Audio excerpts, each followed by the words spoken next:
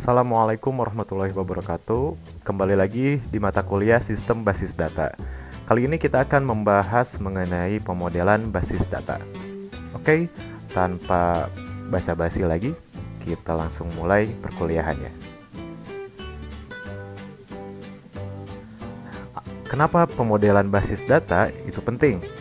Seperti yang sudah dijelaskan di perkuliahan sebelumnya, pemodelan basis data itu penting untuk memastikan konsistensi data tersebut. Lalu tentunya untuk mengeliminasi redundansi atau pengulangan data, lalu juga bisa mudah dimengerti oleh orang-orang, khususnya orang awam. Sehingga database tersebut atau sistem basis data tersebut bisa digunakan oleh banyak orang atau bisa diakses oleh banyak orang. Seperti itu. Lalu ada beberapa kategori terkait dengan model basis data.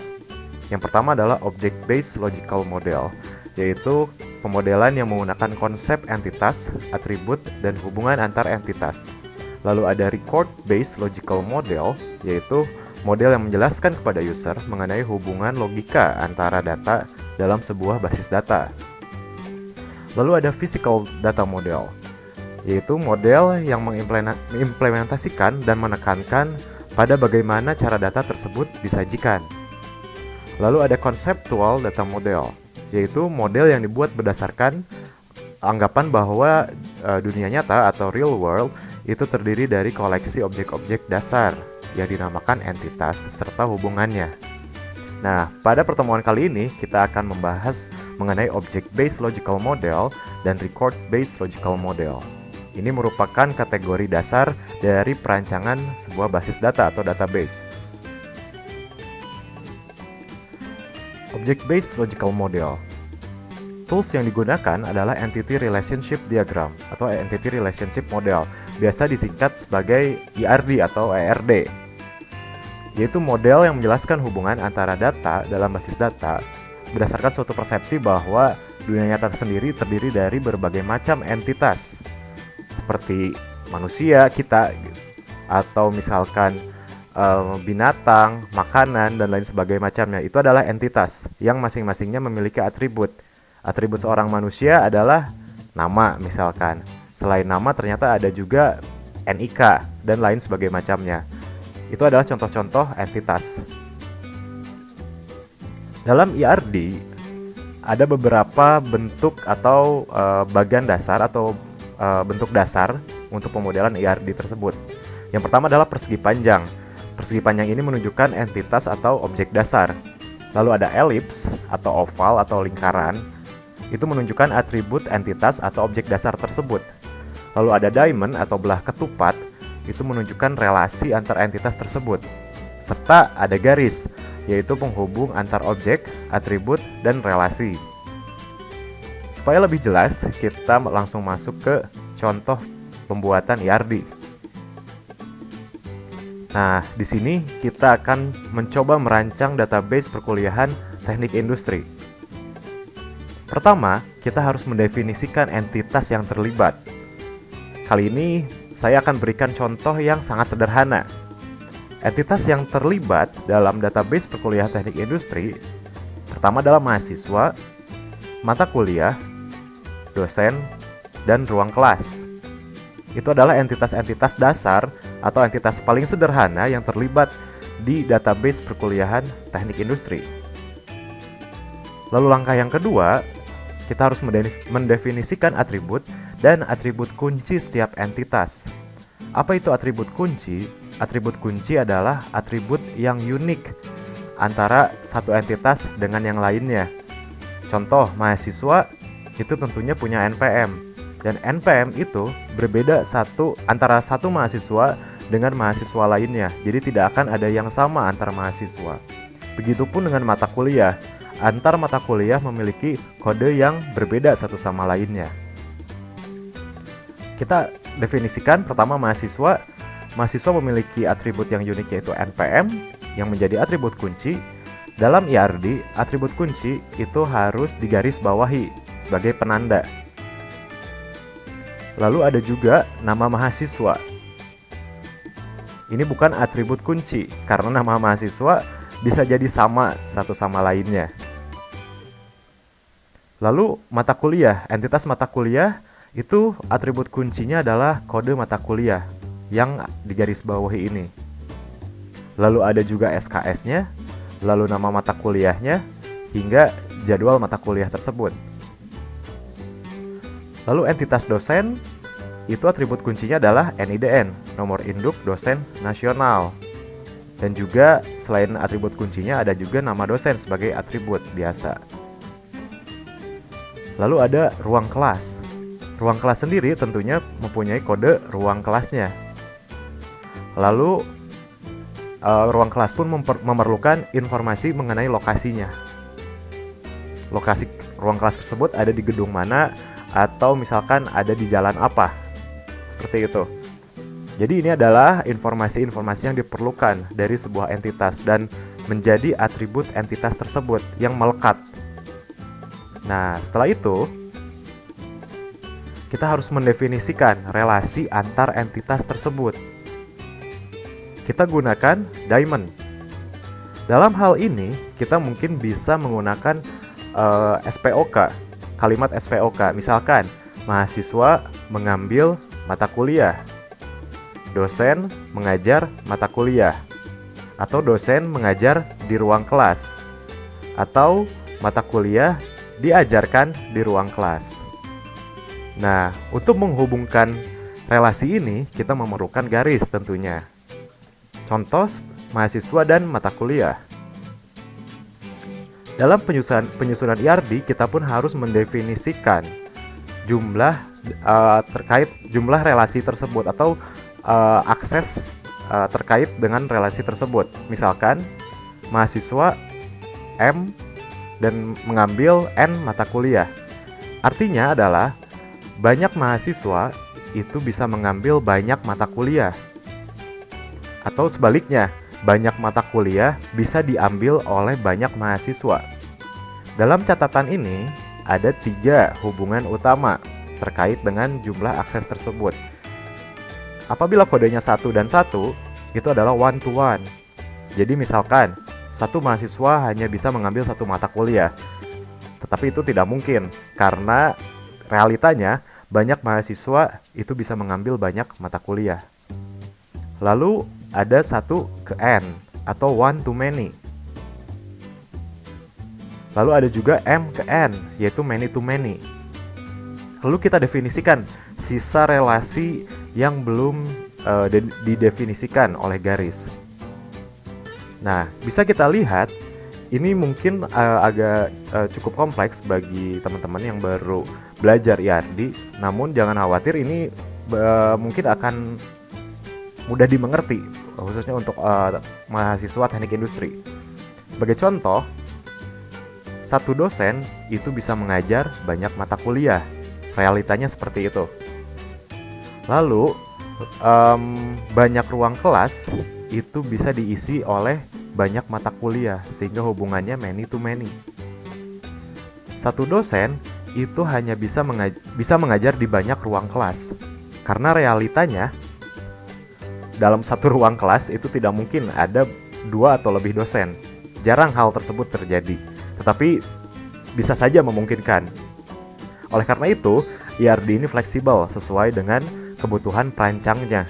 Dalam hal ini adalah kebutuhan perancangan menurut saya pribadi. Bisa jadi menurut teman itu bisa berbeda, tergantung dengan perancangnya. Namun yang perlu diperhatikan adalah kaidah penulisannya. Seperti entitas itu harus persegi, itu terus lalu relasi harus diamond, dan juga harus dengan kata kerja seperti mengambil, mengajar. Lalu harus dihubungkan garis-garis. Lalu selain itu, masing-masing entitas harus memiliki atribut, dan juga setiap relasinya harus didefinisikan jumlahnya. Jadi kaidah-kaidah tersebut itu harus diikuti sebaik mungkin.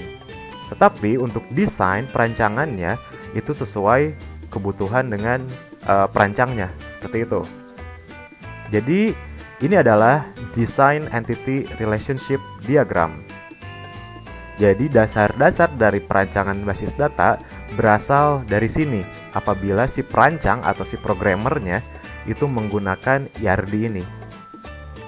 Biasanya untuk mahasiswa teknik industri atau lulusan teknik industri itu kita yang merancang IRD ini. Lalu biasanya kita serahkan ke programmer untuk ditindaklanjuti. Oleh karena itu terkait dengan definisi teknik industri, yaitu perancangan sistem terintegrasi. Jadi kita pun harus mengerti dunia IT seperti apa perancangannya. Oke, kita lanjut ke record based logical model. Tadi object based logical model, sekarang record based logical model. Pertama kita akan belajar mengenai relational model. Relational model ini konsepnya itu cukup serupa dengan IRD, yaitu terkait dengan hubungan antar entitas beserta atribut-atributnya. Yang berbeda adalah bentuknya. Jadi yang didefinisikan menggunakan tabel. Contoh mahasiswa. Tadi mahasiswa atributnya ada NPM dan nama. Pada bentuk relational model itu diubah menjadi tabel. Contohnya di sini ada NPM dan nama mahasiswa. Lalu ada mata kuliah beserta atribut-atributnya. Mirip dengan yang IRD tadi, ada kode mata kuliah, nama mahasiswa, nama mata kuliah, lalu SKS, lalu ada jadwal. Kita pun tetap harus mendefinisikan atribut key-nya atau atribut kuncinya dengan menandainya dengan garis bawah. Kaidah tersebut jangan sampai dilupakan atau terlewat. Kita pun jangan lupa juga untuk mendefinisikan hubungan antar entitas tersebut. Contoh mahasiswa dan mata kuliah, tadi kita definisikan bahwa banyak mahasiswa itu bisa mengambil banyak mata kuliah. Seperti itu. Jadi sebetulnya konsepnya mirip dengan IRD, hanya bentuknya saja yang berbeda. Lalu setelah relational model itu ada hierarchical model atau model hierarki. Contoh, pada model hierarki kita mendefinisikan dari sesuatu yang umum dulu. Contoh, sesuatu umum atau yang cakupannya luas. Contoh dalam hal terkait dengan perkuliahan, itu kita harus definisikan dulu dari universitas. Lalu kita breakdown ke fakultas, hingga di fakultas ada mahasiswa dan dosen. Atau teman-teman bisa definisikan juga setelah fakultas itu ada prodi. Itu terserah teman-teman. Di dosen ini kita turunkan kembali ke hierarki yang keempat, ke tingkat keempat, yaitu mata kuliah. Nah, implementasinya seperti apa? Sama seperti tadi yang relational model adalah menggunakan tabel bentuknya. Misalkan dari nama universitas apa hingga kode universitasnya apa, lalu turunkan ke fakultas. Nama fakultasnya itu menjadi atribut kunci. Kenapa? Dalam satu universitas itu hampir dipastikan tidak ada nama fakultas yang sama. Contoh ilmu komputer beserta dengan atribut-atributnya. Lalu atribut fakultas atau entitas fakultas itu diturunkan ke entitas mahasiswa dan dosen. Lalu dari dosen itu bisa diturunkan ke mata kuliah yang diampunya. Mungkin kelemahan dari model hierarki ini tidak menjelaskan relasinya seperti apa. Misalkan fakultas dan dosen itu bentuk relasinya seperti apa. Itu tidak terpetakan dengan baik atau tidak tergambarkan dengan baik. Tetapi model hierarki ini itu bisa menggambarkan database secara umum dan juga mencakup cakupan yang luas hingga ke level universitas. Lalu ada network model. Network model ini mirip dengan hierarchical model, tetapi bisa saling terhubung, tidak terikat aturan hierarki. Teman-teman bisa lihat sebelumnya pada model hierarki itu fakultas itu tidak bisa langsung berhubungan dengan mata kuliah karena berada di hierarki yang berbeda dan aturannya pun harus berhubungan dengan satu level yang di bawahnya, tidak bisa loncat ke dua level di bawahnya. Seperti itu model hierarki.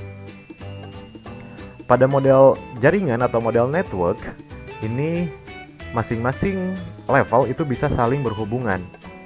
Contoh fakultas itu bisa langsung memiliki relasi dengan mata kuliah tanpa harus melalui dosen misalkan. Dan juga ada atribut relasinya yang direpresentasikan oleh bentuk elips atau oval. Dalam hal ini mahasiswa melakukan registrasi pada mata kuliah, atau intinya mengambil mata kuliah, atau biasa kita lakukan yaitu mengisi KRS, seperti itu. Implementasinya sama seperti model hierarki dan juga model relational, yaitu menggunakan tabel. Hanya saja hubungannya yang berbeda, itu bisa loncat hierarki dari fakultas bisa langsung berhubungan dengan mata kuliah. Seperti itu. Nah, mungkin hanya sekian saja materinya. Sebagai informasi, untuk mata kuliah sistem basis data ini, perancangannya akan banyak menggunakan ERD atau Entity Relationship Diagram dan juga Relational Model. Sehingga untuk sebagai latihan, teman-teman buatlah kelompok beranggotakan 2 orang, lalu buatlah perancangan database penjualan sebuah produk menggunakan ERD dan juga Relational Model yang bentuknya tabel tersebut ya. Sedangkan ERD tadi bentuknya persegi, elips, dan juga belah ketupat. Teman-teman bisa jadikan materi yang ada di slide sebelumnya sebagai contoh, atau teman-teman bisa search juga di Google bagaimana membuat ERD dan Relational Model. Nah, kirimkan tugas tersebut dalam format PDF dan upload tugas tersebut oleh salah satu anggota ke fitur assignment Google Classroom. Nanti akan saya buka si Google Classroom-nya, assignment-nya, dengan deadline itu hari Senin minggu depan 26 September 2022. Seperti itu. Nah, dalam PDF-nya atau dalam laporannya, saya harapkan teman-teman bisa menjelaskan juga, mendeskripsikan juga proses-proses yang terjadi di ERD dan Relational Model tersebut. Jadi mungkin teman-teman bisa secara singkat mendeskripsikan dalam paragraf bagaimana hubungan antar entitasnya atau proses bisnisnya seperti apa. Misalkan dalam berjualan di warung, misalkan itu ada entitas pelanggan, ada entitas penjualnya, atau ada entitas satu lagi supplier misalkan. Itu prosesnya seperti apa? Seperti misalkan supplier memasok barang, lalu barang dijual oleh pemilik warung atau penjualnya, lalu pembeli atau pelanggan itu membeli barang tersebut ke warungnya, seperti itu. Nah, itu coba dijelaskan proses bisnisnya melalui deskripsi ya. Oke, terima kasih atas perhatiannya dan terima kasih sudah menonton video ini.